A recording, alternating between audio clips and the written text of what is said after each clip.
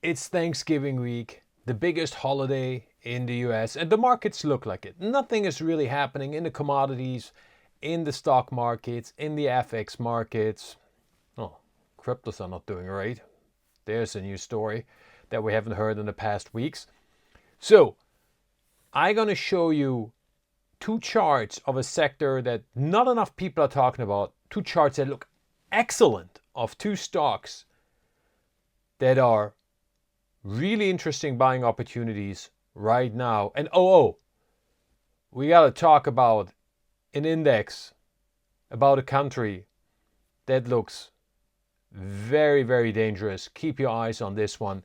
This could have major implications. Let's get right into it. Welcome to Hot Trades of the Day, your show for swing trading ideas for the coming days, weeks, and month. All right, well, here it is, gold doing nothing. The most interesting part about gold is that by now the consolidation is 1 month long. Actually, it's 1 month and 4 days, but let's not be too anal about that one. It doesn't feel like it's been a month, does it? And the reason gold is holding over 4,000, it had a run up in the beginning of November.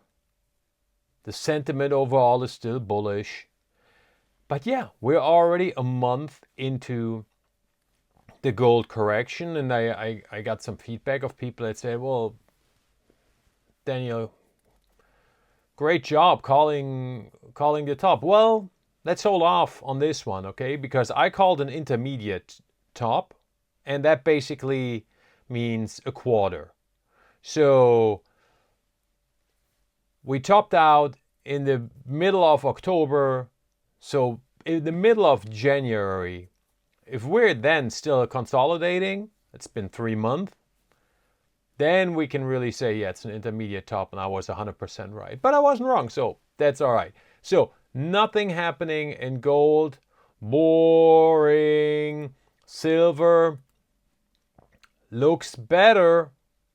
That lower newly established uptrend is holding, but we have this downtrend, the red line. That is the new first indicator for silver. We break this downtrend, then our ears can start to perk up. But really, again, double top still looming, nothing happening there. And this goes basically for all the commodities and for FX. You can see the dollar is taking a breather here, the Dixie. We're still over parity, but retest of 200 probably coming. Okay. Oil doing nothing. You get the sense. Okay, so this is what is happening at the markets. We look at the Nasdaq, looks fine. We look at the S&P, that looks very constructive, right? Looks like a good base for short-term rebound. But do you really want to be long in a Thanksgiving week with the holidays? I don't know about that, right? So, and we're still clearly below the 50. It's basically one of these moments where you say, well, nothing's really happening in the market. Well, I gotta give you one chart you need to pay attention to, and that's the Nikkei Japan. Look at this. We are right at the uptrend from April. Everybody has been talking how great Japan has been, and it's been a good ride. But this is something that we need to pay attention to. We're right at the uptrend. Right below it is the 50. This holds. Okay. Could be a good trade. But man, if this breaks, we're going to get some selling pressure from Japan. Because if you look at this, really, this blue support zone in combination with the 200, and let's lay a fib over it real quick.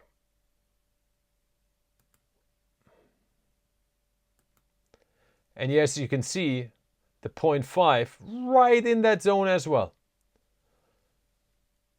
So that's probably where we're going to go if we break below this double support, which is double support that is significant. But I wanted to point this out so you put this on your watch list in terms of I need to pay attention to this. If this rolls over, if Japan rolls over, that could be one of the indicators that put pressure on other markets, Europe and the US. So here's the thing though. Retail investors think very binary about the market. They always think about in terms of, well, I'm going to be invested or I'm not going to be invested.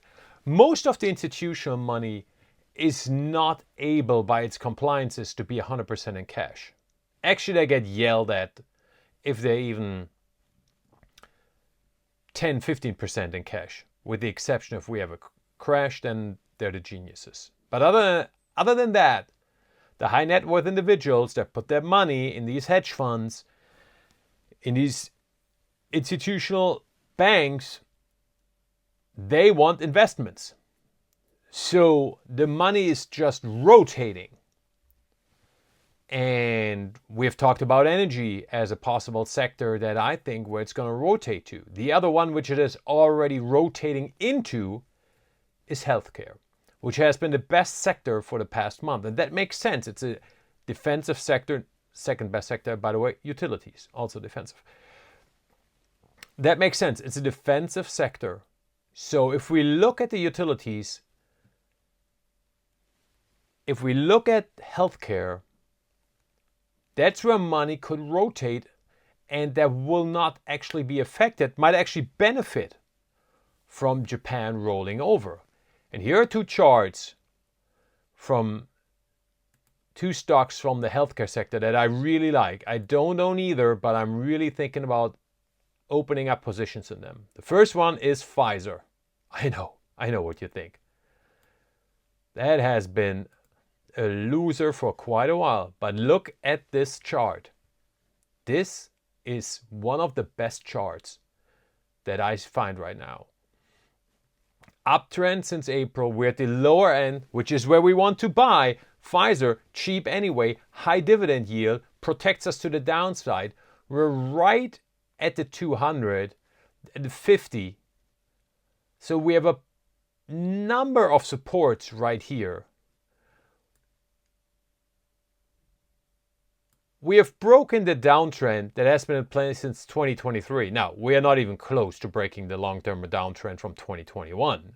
Clearly, we are getting in on this in the bottoming formation and the bottoming phase, which is where we want to be. Right? So, Pfizer has been an absolute nothing burger since 2024, the end of 2023, 2024.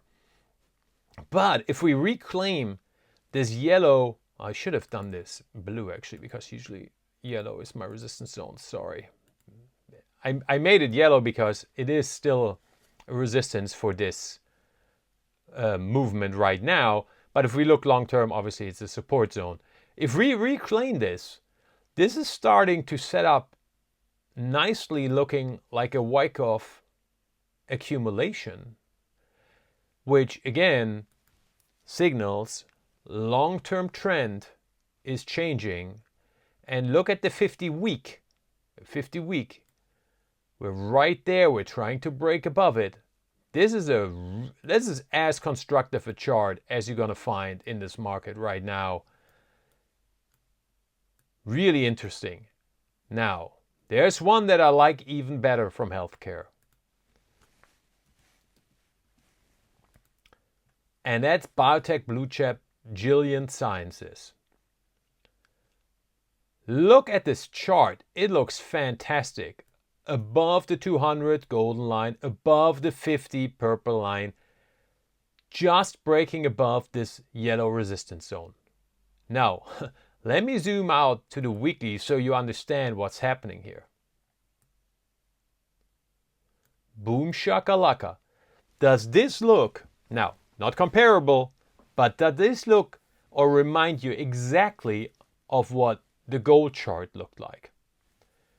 Gilead Sciences peaked in 2015, has been in a 10-year bottoming base, and it's just about to break out. This is a fantastic chart. Let's get closer in the daily. This is the breakout. And as you can see, fake breakout, real breakout confirmed. Now we're pulling back, which is normal, as you know, a retest of the breakout area.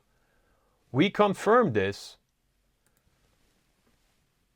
This is a great stock to buy. In a defensive sector, now Gilead is not pharma, it's biotech blue chip, but that's almost as close as it gets to pharma. That looks really promising and juicy. After a 10-year consolidation, a 10-year base, nobody is invested in Gilead anymore outside the biotech funds. And that is something, this is the monthly right here. I mean, if this doesn't look exciting to you, then I don't know what does. This is the best chart that I see right now in the markets. Again, there might be something you want to put on your watch list. There might be something you might be interested in investing. I certainly am, but not invested yet. But as I got taught a long time ago on Wall Street, there's always a bull market somewhere. Healthcare is developing into this bull market. Gilead is setting up real nicely for a new all-time high breakout after a 10-year consolidation, and Pfizer bottoming formation. So the beauty of these two charts is you combine two contrary plays here, right? You're going to combine the Gilead breakout of strength of the bottoming formation, strong buy signal long term with this new all-time high, and then Pfizer, this long-term base forming. I like this combination. And you got biotech and you got pharma, so you're positioned really well in the healthcare space. That's it for today. Talk to you later. Bye-bye.